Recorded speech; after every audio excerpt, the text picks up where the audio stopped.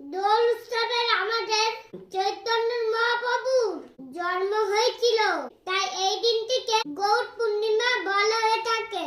চৈতন্য মহাপ্রভুর জন্মদিন হিসেবে এই দিনটি আমাদের কাছে অত্যন্ত গুরুত্বপূর্ণ একটি দিন।